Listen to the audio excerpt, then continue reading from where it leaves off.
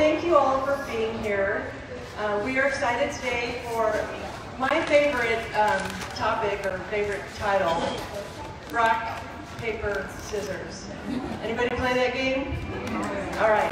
Well, this is definitely not a game. These are fabulous artists, and I wanted to put together a discussion group that uses more unusual medium to create their works of art, and we just happen to have 4 of the best. So, and again, if I haven't met you before, my name is Susan, along with my husband Jake, who's running around somewhere, my brother Doug, and our fabulous team. We are the ones that do the celebration of fine art for you, and I'm happy to do that. So right next to me is Kathy Sheeter. She's a marvelous new addition to the show from Colorado. Scratchboard. Fabulous.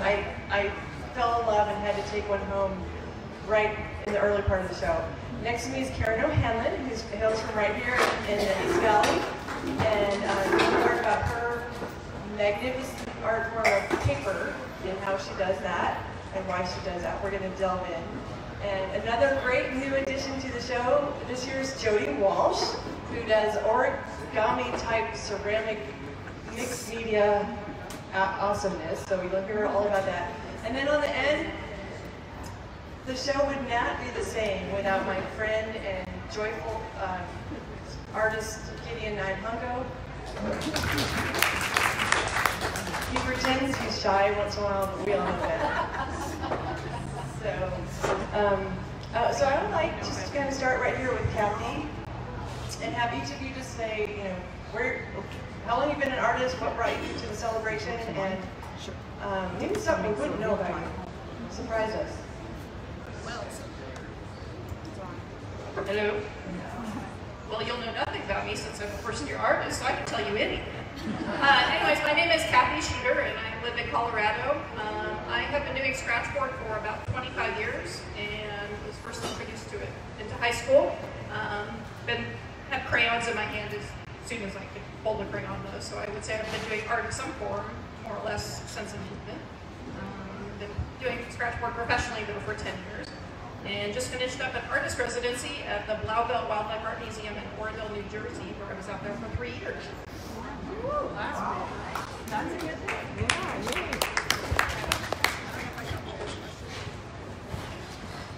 Hi, I'm Karen O'Hanlon, and I started my profession by being a flight attendant. I don't know how to use one of these, right? After all these years. Very influenced by the Japanese work that I saw, and I always made gifts for my family and children and friends, so that's how I started doing the paper kimonos, actually as dolls to start with. And I live in Gold Canyon, Arizona.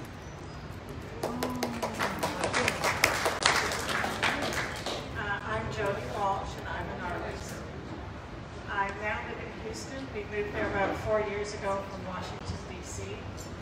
Born in Toronto, Canada. Left in '67 for the Far East and Middle East, and didn't come to the United States until 1980. I took the long way around. I've created in some form my entire life. I can't remember not creating since I was a small child. And the mediums have changed over the years, but it's still just all the creative.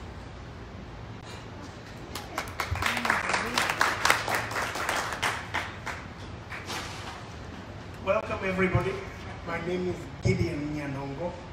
Originally comes from Zimbabwe. Born and raised there, and grew up being fed by art. I was born by an artist who was my father, the first generation of stone sculptors in Zimbabwe. I grew up feeding on what he was doing and wanting to be like him. He opened his studio to me. He taught me how to do it. At the age of 9, I had my first exhibit with my father, and from then, it's still growing. I moved from Zimbabwe to 2007, January 16th. When I got here in the Valley, Sky Harbor Airport gave me a welcome exhibit for 6 months to exhibit my big pieces in the airport. I felt this was a big welcome for me in the Valley, in America. And I'm so glad you are here today to see what we do as artists. Thank you. I remember the day that you got your that was pretty exciting. So, okay, his citizenship, when he became a United States citizen.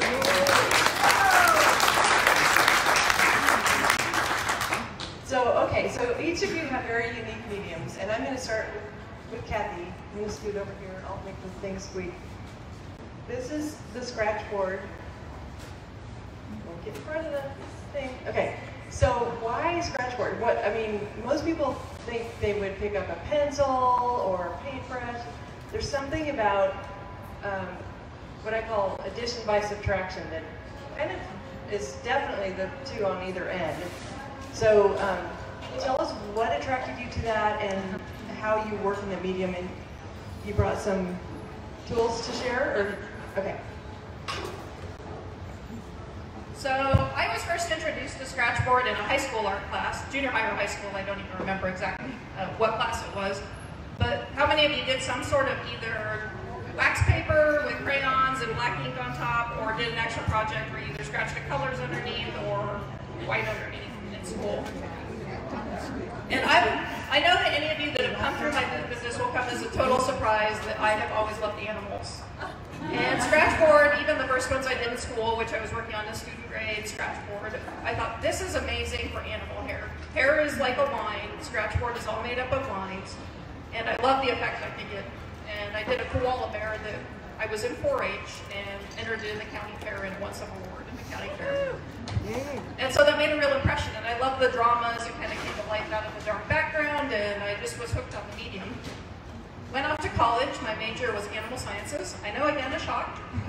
Minored in genetics. Thought I would be working in the sciences. And kind of through serendipity, I just continued to do my art. I did a lot of pencil drawing through college. And then in 2004, saw ampersand scratchboard, which is a professional grade scratchboard. And I thought, well, it can't be that much different than that paper stuff I've been working on. And I picked up my first professional scratchboard and I went, holy cow, I'm hooked. There's no medium that can match the line quality that I can get. I'm using primarily X-Actos and fine blade type tools. And truly, I love the effect that, I love detailed work. I'm sure that also comes as a shock looking at my artwork. I certainly admire Luke's work as well, but for myself, I love being able to put in the lichens on a rock or moss on a tree bark or every little texture that's inside of a piece. And that really makes me excited. So this medium just was a perfect fit for my personality and the type of work that I wanted to create and the subject matter that I enjoy creating.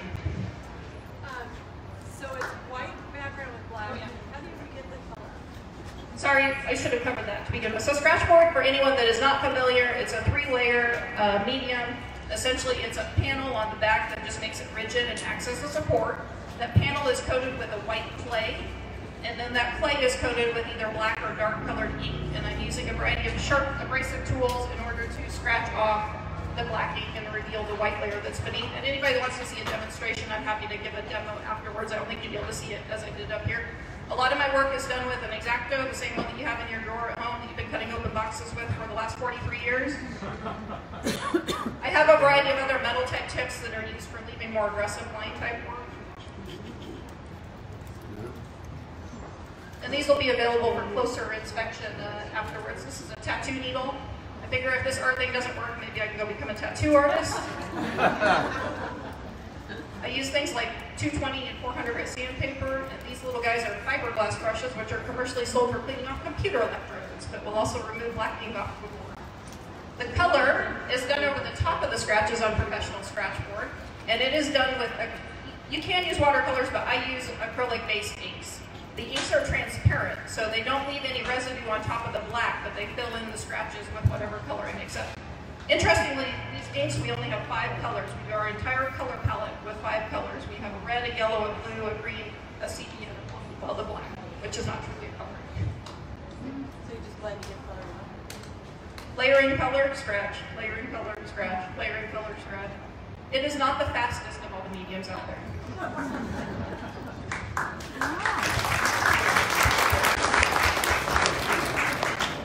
So I began my career as an artist just kind of by accident. I was flying to Tokyo, and we stay in a town called Narita, which is Narita, which is one of the airports that services Tokyo. So it's a small farming community, and I ran into a flight attendant and said, "Oh, you'll have to go see Yoko. Her restaurant, you can, from 5:30 to 7:30, you can learn how to make covered eggs or covered boxes." I said, "Oh, great, I'll go do that." So that's the first thing I started with. These are real eggs that are blown out and covered with Japanese paper. Then you hand paint 5 coats of Japanese lacquer on them. That's what gives them the shine. So in seeing the eggs and learning how to do them, I saw these dolls in a showcase, and I went, "Oh, I'd like to learn how to do those. Perfect Christmas gifts." So what happened was, she said, "Oh no, you have to make an appointment with Yuriko. She will have to come from Tokyo, and she will instruct you how to do it." So I did that, and I get home. So in making the dolls, actually what I have here is a male, but the dolls I made were females. And in making them, the kimono for the dolls.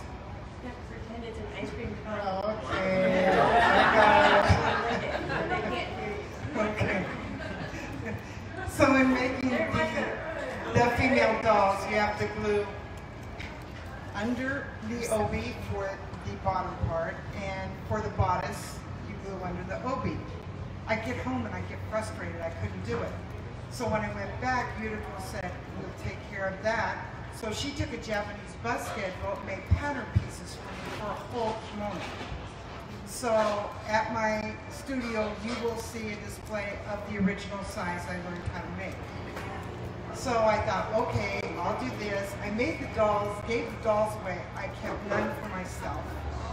The kimono, after 5 years, once a week, meeting with Yuriko, I was able to finish one on my own. I matte and framed it, and that's how it all began. I do my own matting and framing, and this was 25 years ago. So each piece, it's like sewing clothes. So you have pattern pieces you lay down, cut the main paper out, then you have to cut the lining out. The hardest part I had was a curve, which you can see on this piece here. I got so frustrated with it. It's like, okay, I'll get it. So through the years, I've just varied the sizes on it. In being at Celebration, one day I was working, so I decided I needed to come up with something that could be eclectic or Asian. So that's how I came up with the ginger jars. The ginger jars are, so I went on the internet and I Googled iris folding. The center of the jar represents the iris of an eye or iris of a camera lens, and the idea is from Holland. So then I found a website where I could design my own. Being here at the show, the next step I did was I bumped a little kimono in front of the jar and went, "Ooh, I like the way that looks." So it kind of took care of the eclectic effect. So I thought, well, that's another way of doing it. My latest pieces, this is an example. So I go to Japan once every 2 years to purchase my paper. My sheets. You want me to go in? Oh. Yes. How about we lay this down? Or unless you, Well, are you talking? I'll explain this first. My sheets are normally 24 by 36. I fell in love with this paper, but it was narrow, and I thought, oh, geez, I really want to make a kimono with it. So what I did is I did a solid print, but it still has 22 pieces of paper in it. It's still made exactly as a silk kimono. So this is an example of my paper that I buy. So on it you see many seams, so I decide what size kimono I'm going to make. for example, everybody seems to like the peacock. So over in the corner, so I do that one piece. But part of the difficulty is making sure once I cut my pieces out, that allowing for my seams, that it all lines back up. To make the very large kimonos that I do, I need 3 of these sheets. So when I go to Japan to buy the paper, I have to make sure it would be like a dye lot. You've got to make sure that all the papers are the same. The patterns are hand silk screened in Japan. Originally they were done by woodblock print.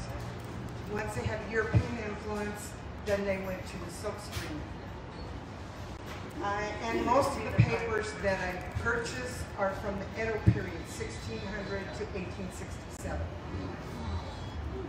So while other people were going out drinking on their layovers, you were studying. Oh, sure. So tell them about your brother travels with you frequently too, because you deal with that family that's been Right. So this is very interesting. My brother's a professor at the University of British Columbia. He's the director of the Asian Studies Department. So I use him to do my translating. When he travels, I make sure I get over there at the same time. And he does the interpreting. Part of it also, on my pieces, you will see a little red square in the corner. That's a signature in Japanese. You don't handwrite, you use what they call a chop or haraku. So my business name is KPO Handloom Studio. My brother said, well, that translates to Karen's hut. You can't be Karen's hut, that's not dignified. I'm like, okay, fine. So what he came up with, Karen's flowering palanquin. And a palanquin is what they carry the emperor. Oh. I love it. See, you would have never done that.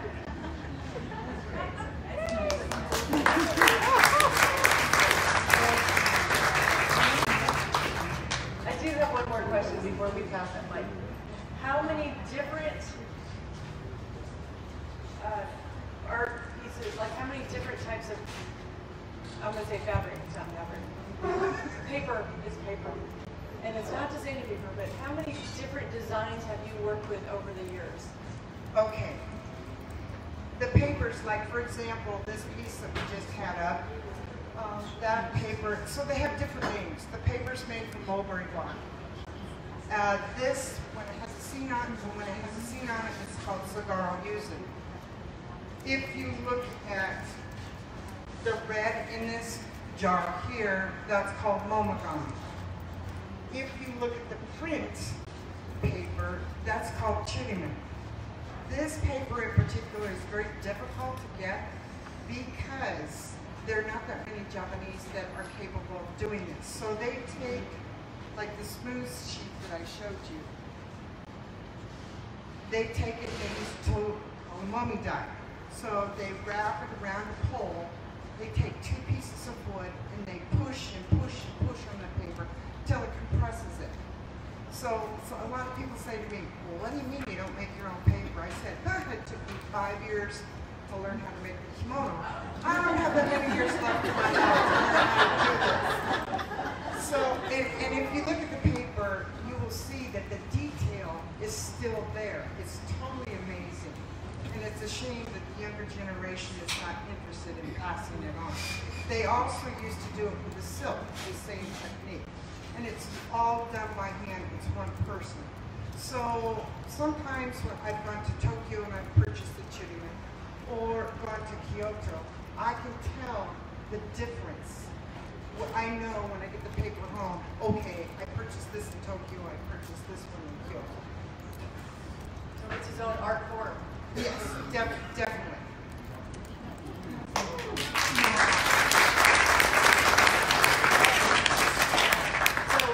One thing these two have in common? Patience. Right? Detail and patience. So wonderful. Thank you. So let's move along to Jody. I'm going to just move over beside my work. About 35 years ago, I started working on panels and large canvases. And one of the most important things to me is the environment. So I didn't really want any chemicals in my studio. And I was really very, very lucky. I ran into a scientist that worked at GE, left GE, and developed a line of products that were water-based and without chemicals. Again, I'm talking about the back panel here. In the beginning, I only worked on panels and large canvases, and that was my original work. And you can, actually he was quite a character. Every once in a while, he would send unmarked jars to the studio, and it was almost a challenge. See what you can do with this. And I do buy them by the gallon, in the factory from Vero Beach. They aren't sold in art stores or in the open market or anything, but I do love using them, and because I've used them for so many years, I really feel that I can push them to their limit. I really don't know what they were intended for originally. It's residential and some commercial use, but I have always used them as an art form. And it's very difficult as an artist to find a medium that you can use and an art form that you can use that other people, other artists aren't using. And that's what I've always strived for, is to find materials that I can use with my hands to create art that, if you want it, you have to look at me and I'll explain it to you. And just find something different for people to look at and to use. So the back is layers. This is about 5 layers. And after each layer, I use an electric sander and it beats it through to another layer, and then that comes forward and it goes on and on and on. Because everything comes in a big gallon and it's more or less clear, it sort of looks like Jell-O, and there's no smell to it. But I can add colorants to it and change it, and I can just about create any texture you can think of with the base of this product. One thing just leads to another. I guess about 6 or 7 years ago, I just got burnt out. I'd used the products for years, I still love them, but I got burnt out. I was at a show in New York City, and there was a young artist from Quebec. She had little tiny pieces of ceramic sewn onto grosgrain ribbon, suspended in the middle of plexiglass boxes. And it took my breath away. Her whole booth, that's all it was, different size plexiglass boxes. It was just like pristine. And I came home, it was 2 or 3 weeks after I got back, I was walking through my studio, and I said, wait a minute. My husband is also a ceramist, so we have a kiln, and it just came to me and it just started. I never touched clay, never. I didn't really have any desire to. And then all of a sudden I thought, I need to do something. I couldn't get this image out of my head of this young girl. So one thing led to another, and being in the Far East and Middle East for so many years, once you live and overseas, and that for long periods of time, there's something that seeps into you that never leaves. All of a sudden you become, there's a little bit of every country that stays in you when you move. And I moved every 9 months for almost 15 years. And it was usually third world countries. A very organic experience. I'll just explain it now. In other words, there was no water and very little electricity. So that's always been in the back of my mind. So actually, living in this country, the one thing I really appreciate, every morning you get up and you flip a switch. And like 98% of the time, the electricity comes on. It just happens. And then you go to where you go and you flush. And I don't know where it goes. I don't care where it goes. I just know I don't have to deal with anything for the rest of the day. So, and a shower. I love shower. I love water and I love electricity. So back to the artwork. So you'll see a sensibility in all of my work, from the far and the least. I have always appreciated what Karen does, because it's so detailed and it's so exact and it takes a long time to learn. So I've always liked origami or anything to do with folding paper. I've never met Karen until I came here. We've had a great 3 months just talking about paper. So not being a traditional ceramist and not having studied in school, I just looked at the simplest art form and what it could do, and clay can bend. So I started out, instead of origami and folding paper, this is oritotomi nendo, folding clay. So I work on large sheets of clay, maybe 2 feet by 3 feet, sheets of thin clay. And then I paint on the top with a slip, or I make markings. Most of my tools are adapted from Home Depot and Lowe's, Bed Bath & Beyond. Anything I can take an X-Acto knife to and tear up and chew up and make marks out of. So I mark these sheets of clay, and then I cut and fold. And I've also found out that a chopstick is the best thing in the clay to cut with. And then I just start ripping the clay. It sits in baker's racks, on racks for about 2 weeks. And then I fire to 2200 degrees for 2 days. Take it up to 2200 and it soaks there, and then it's about 2 or 3 days before we can empty the clay. Everybody asks me about the black and white. Yes, my booth is black and white. All the artwork is black and white. I wore blue today. Everybody noticed. I love texture. I love anything to do, anything to do with texture or anything that looks organic. And I also always try and work with a medium or create something with my hands where someone will walk up to it and they don't know what it is. So in my booth, all the men smell the work and all the women handle it. You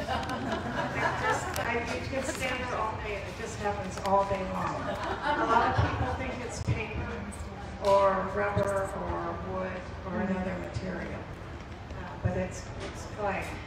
Most of the work is strung on wax-covered hemp, and I also use stainless steel thread. I guess that's about it.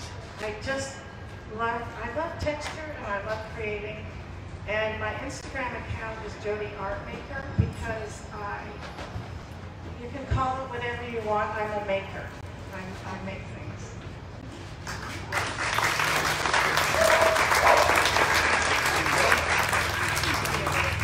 I was going to ask how the living abroad influenced you, but you nailed it. Yeah. All right, Mr. Gideon, you're on. Let's hear from you. What's the question again? Climb rocks and look at the beautiful work you created. What inspired you? First of all, I was inspired by my father. And then he sent me to school, and in school we had what we call handcraft. You have geography, English, and all that, and we had what we call handcraft. Handcraft was for kids to learn how to make art. However, that's because I had a background of knowing and seeing what my father was doing. I just started to be leading my class with art, with creating. And I ended up I remember my teacher, where the teachers would draw and put charts in the wall for the kids to see. very good drawer, you're a good artist, go and draw this and bring it tomorrow. And that way, I was sharpening my skills at an early stage without knowing what I was doing, but I loved it. However, out of what we have and where I have traveled, I have seen that I am different from a lot of other people, how they create their art. And I thought I was crazy. I was crazy by being an artist who create beauty by subtracting instead of adding. I get a material, a piece of stone or wood, as it is. What I do first of all is I respect, because I feel like there's a living force in every stone. Back where I am in Zimbabwe, trees, stones, they are spiritual. You don't just go in and do what you want without knowing what you're doing. Raised from that basis, every stone has a living force. However, my dad taught me, for you to connect or to tap into the stone, you want first of all to see the natural form of it. What is it telling you? What does it look like? Turn it around. Look it again and again without jumping and trying to be a dictator. Yes, you have ideas, but then if you have your ideas, go out amongst the stones. Look the one which speaks to you with your idea, which looks more close to your idea. That's the stone for you for that idea. So with all I have done, I don't send anyone to pick stones for me. I have to pick them myself because I have to connect with them myself. However, there is a flotation of having any idea you want. If you don't want to use the natural form of the stone and be guided by the stone, then you have to have your idea, but be close to the quarry so you can go around and fetch what you want to do with the right stone. Otherwise, if you force it, you can make a sculpture. It will stay there on the pedestal forever without anyone connecting with it. You forced it. You didn't do a good job. What I do is I want to bring happiness to the people. I want to try and bring the sameness of culture all over the world by bringing happy pieces, because happiness is the key to our life everywhere. I like to be happy, and I just want to be. So however, I grew up in a rural area in Zimbabwe, the Eastern Highlands, for those who know Zimbabwe. It's a mountainous place which is more like Sedona, with windy roads, but with a lot of stones. However, the abundance of the stones inspired most of the young people, because my dad was from the same area, and we had so many foreigners coming from all over the world coming to collect from my father. So people were wondering, what is going on? He's always having visitors. And then we say, no, they buy what he makes. And that being said, most of us is young, and the guys who were my friends, we started to be doing the same thing. As a game, like, let's do our artwork and see. We'll ask some people from far away to come in and give us a judgment to say who is number one. That's when it started for us to really think what to make which is unique and different from everybody else. That way, from there, it just grew in me.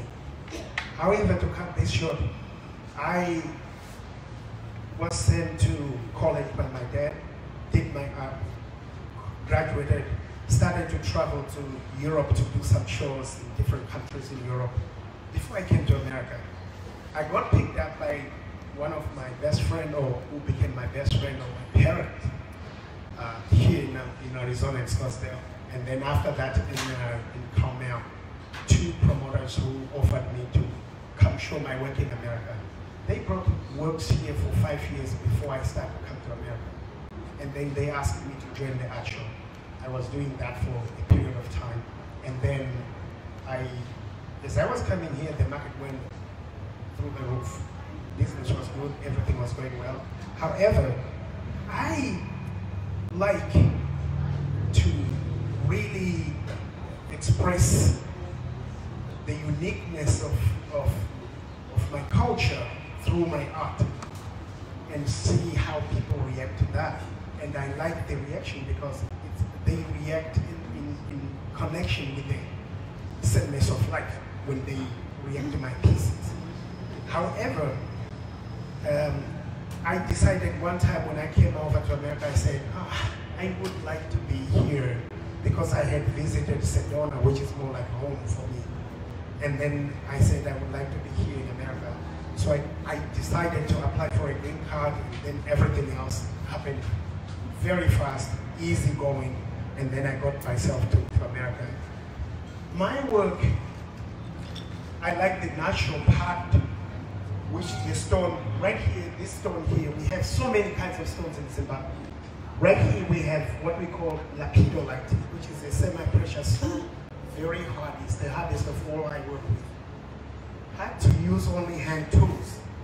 I was brought up in a situation where we would create pieces using hand tools only because we couldn't afford to buy electric tools back in Zimbabwe. So we could make our own tools out of metal and still carve the pieces, which were very economical. However, I like to work with the roughness, which is the originality of the stone, and the smooth and the textured. Right here we have what we call lapidolite.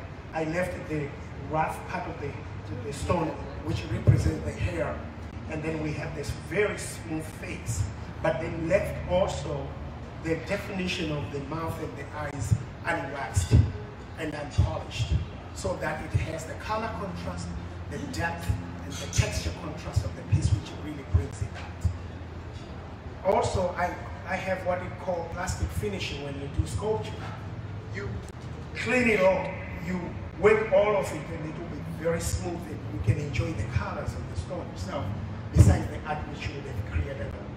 I have a technique where I can create some textures to create the difference between the skin and the fabric itself, and to intensify the subject matter so that it really comes out well.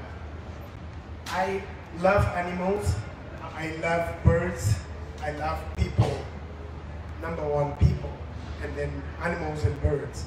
I love those, and I make those somehow, for some reason, I feel like artistry, instead of being an author to write a book, you create art to mark the presence and the civility of our culture at this point in life. 100 years to come, they will know 100 years behind us what type of life we were living today by looking at our art. And besides reading the books, the creation of what she's doing, it's creating a history for the coming generations. I feel the same way, being ambassadors of the future culture, future generation. We are a referral point where we are documenting what we are doing, how we are living, and how we are doing things. Besides just enjoying it, whatever we do, we enjoy doing it, but at the same time, it's very important to document it by making a sculpture showing how much we are civilized at this day to day for the coming generations. I got invited by Atlanta Airport to make big pieces for the airport, which is a permanent collection for the airport. If you happen to pass through there, please take a look at that. I've been commissioned by the Phoenix Zoo to make a life-size zebras for the Phoenix Zoo. If you get down there, please get to look at it. Muhammad Ali, Parkinson's disease, before Muhammad passed away, he commissioned me to make a piece for the hospital downtown Phoenix for the entrance. And many more other big corporates in Carmel, in Holland, the Gouda Cheese Company headquarters, they commissioned me to do things. For the Stadt in Black Forest in Germany, the whole city street is for the big pieces. However, besides enjoying all I enjoy by making art, one very important thing I like to share with you is that I create my own pieces in my own studio. And surprisingly, I put them in the garden or in the booth there, and I felt somebody would be like, oh my gosh, I love that. That's the best feeling for me as an artist, because I created without knowing who is going to connect with the work. And thank you everybody for doing that.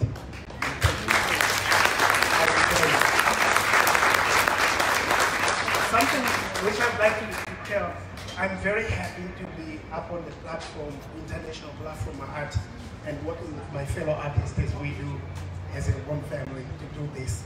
And thank you to Susan as well to afford us as artists to come and connect with our collectors and with our art lovers.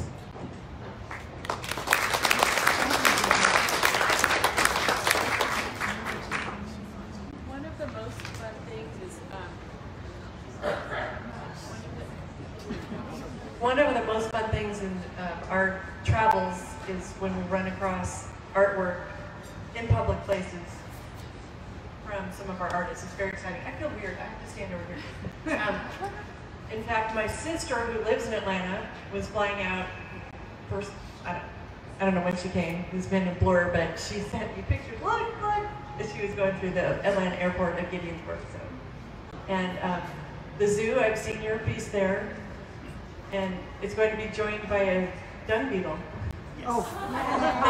The zoo just purchased Paul Reimer's One Man's Trash, which is a beautiful dung beetle to be enjoyed by all.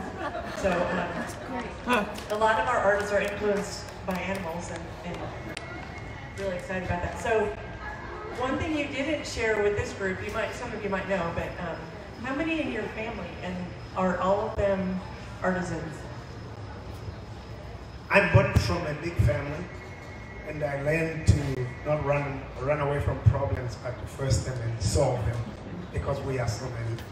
I'm born in a family of 19, 8 boys and 11 girls, and I'm the firstborn boy out of 19 with my 7 young brothers.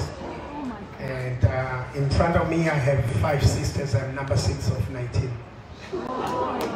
And out of that whole number, every kid is an artist, but then my dad was like, you want to be an artist, but at the same time I want you to go to college, graduate something, and then become an artist, because art is not easy to live off of.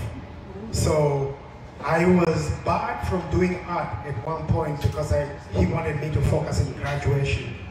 So I did my auto mechanic, diesel filtering. I do that, I can fix cars. So yes, we have nurses, we have engineers, we have teachers, we have, you name it, out of those 19. We have so many different fields, but each one they are artists. 9 out of 19 have taken art to be their major, which they do every day of their life.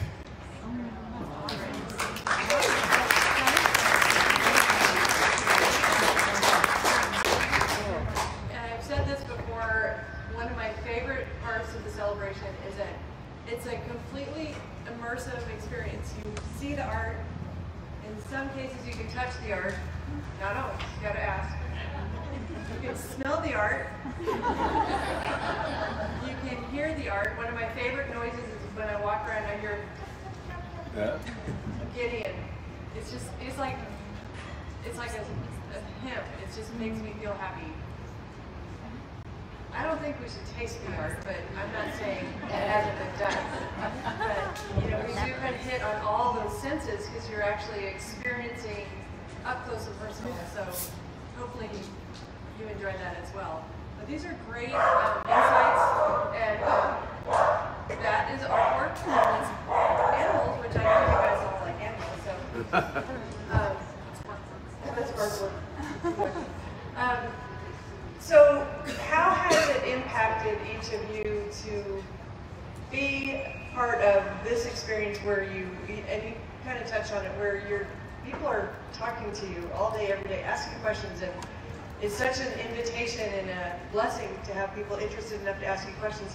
How has being in this one-to-one experience impacted you?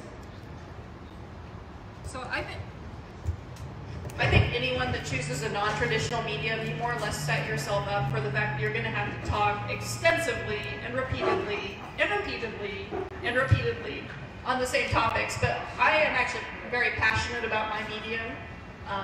The number of people that come in and tell me, oh my gosh, I remember doing this project with crayons, and the fact that so many people remember that project out of the hundreds of childhood art projects that we do tells me how impactful that experience was to them. And I can share in that impact because I continue to derive that same enjoyment every time I work on one of my pieces.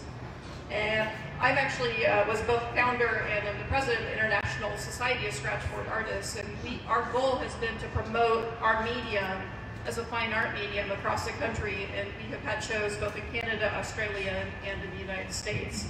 And so I'm genuinely passionate about the medium that I choose to work in, and so I actually love sharing my techniques and showing people. And I actually have sample boards for anybody that wants to take a little scratch board home to try it on their own that you can get from me at the end. It's addicting. It's black and you scratch it and it's white. Whoa, it's kind of miraculous. And to this day, I still some artists who might go, oh gosh, she's been doing it 25 years, professionally pretend, she's probably tired of doing that. But when they start to come to life out of that darkness, it's like a shot of adrenaline as it starts to take on character, and I still love what I do. So, do you work off reference photos or models or? I do photography as well. I actually won some national awards for photography, and I do work about 90% from my own reference material. I'm an avid birder, I'm a naturalist, I've traveled all over the world taking photographs and do incorporate those and use them in my artwork. A lot of my scratch boards incorporate multiple references. I'm not necessarily just shooting a photo and then replicating or photocopying, they're all drawn by hand, but I'm not just necessarily taking that photo and recreating that photo on my scratch board. A lot of my pieces, I try to bring a little bit of whimsy or character into the critters, or a storyline that kind of goes along with the piece. This little donkey over here was one that I took reference photos of in Custer State Park in South Dakota. Has anybody been to Custer State Park? And so there's a population of feral donkeys that live in Custer. They're really quite tame, but you can't pet them, you can't ride them, but they're pretty used to people. And so my boyfriend at the time was feeding the mother potato chips out of the car window, and this baby donkey, who was maybe 2 or 3 months old, was bucking and running and jumping. And the title of this piece is "What's Up, Buttercup?" Because as I approached it to take some photos, it kind of stuck its head up and was like, "What are you doing? What are you up to?" And it actually I changed this piece. It was originally just the donkey, and I thought, well, it needs a little more character, and so the grass stems came into the scenes. Karen, how about you? For me, I like sharing it because it's different. Everybody looks at my work and they go, oh, it's origami. And I go, no, it's not origami. But to be able to share it and explain it, because I've learned so much about the Japanese culture doing this. My favorite thing is when teachers come in and they inquire about it, and I find out what age that they're teaching, because I think children need to be exposed to art more. I will give them, like, I do have an origami kimono that they can do. I also show them how to cover the eggs. So just to inspire the children, that pleases me the most, and the adults, to be able to share. Thank you.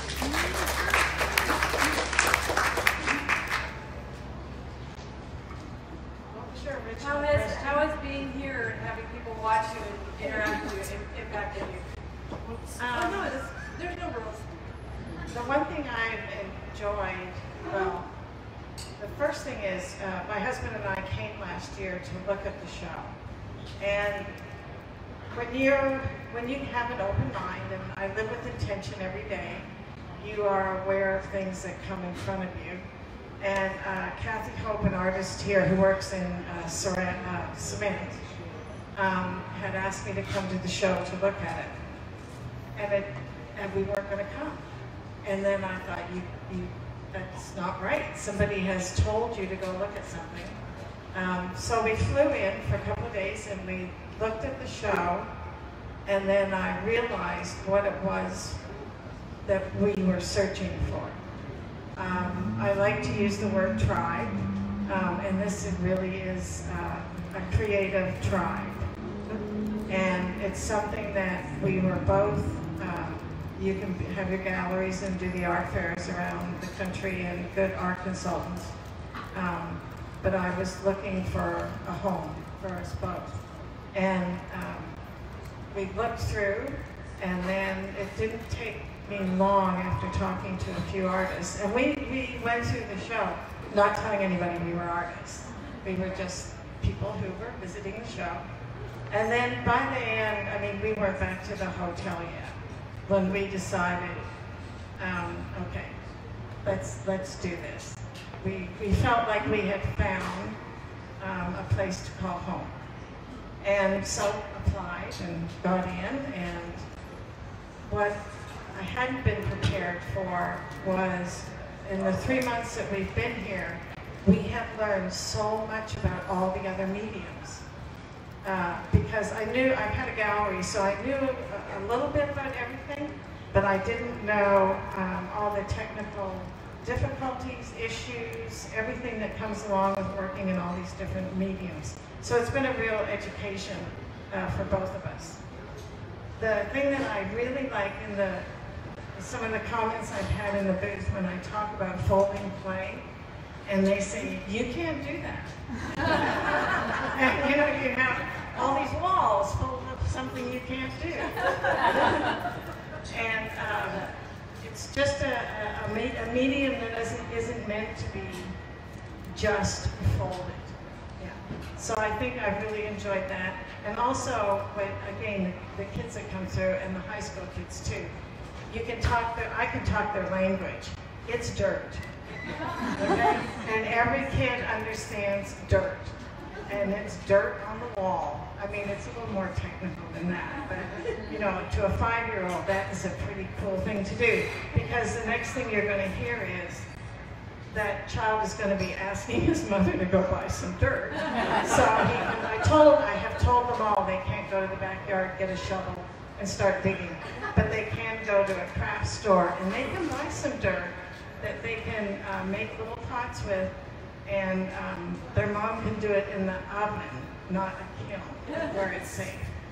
But one of the main things has been just connecting with the public, and then being surrounded with your own kind, I guess, for such a long period of time.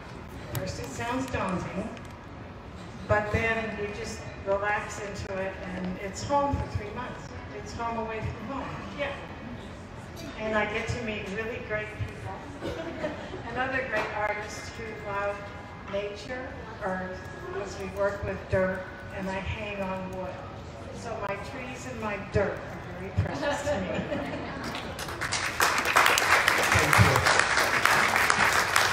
Well, being in this show has done me so good in terms of learning how to communicate, how to share some ideas, how to learn from other people, and to do one-on-one with my collectors, which was not what I was used to do. However, it is a place where every Friday we have meetings here. We sit down as a family, talk about things, what is your problem, and we help each other. It's a very good family to be with. It has impacted me in the sense that it reminds me back home, sitting with my big family and solving things and talking about everything. And I really like it and cherish that. I like it here because you can collaborate with any artist you may want to work with. We are so open to each other to share any idea of what you want to do, how you want to do it, and how you can do it. Given a situation where I like to work with stone, a lot of people come in, how did you know that was in the stone? How long does it take you to make it? Over and over and over, I've learned to be patient. They don't know if they want to know. It's something which has given me a great pride in advising and telling people exactly how I do it.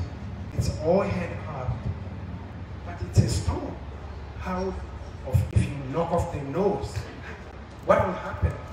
I say, this is it, the language of the stone telling me what it wants to be.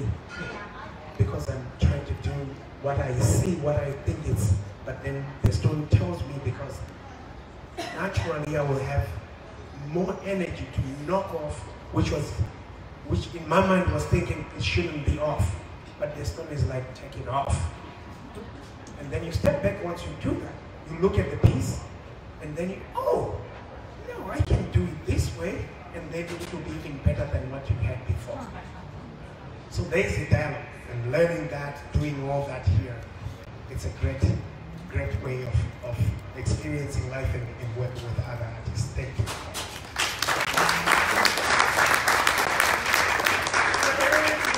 I looked across the room and I saw this young man over here, and I was like, oh, that's my friend Christine's son, who I knew Christine when she was single, before she was married. She got married, has children, and so it was the dad and the son. And the dad's a graphic artist. They came in for spring break, the two of them. So Logan is a sophomore this year, and he's an artist.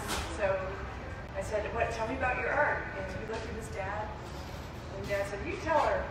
So he just said, oh, I just do it, sketch and do things. And then the dad kind of took over. But the end of the conversation was, Logan loves sketching, but he kind of jumps around from thing to thing, and drawing to drawing. He's not staying focused. I said, you know what, Logan, do everything.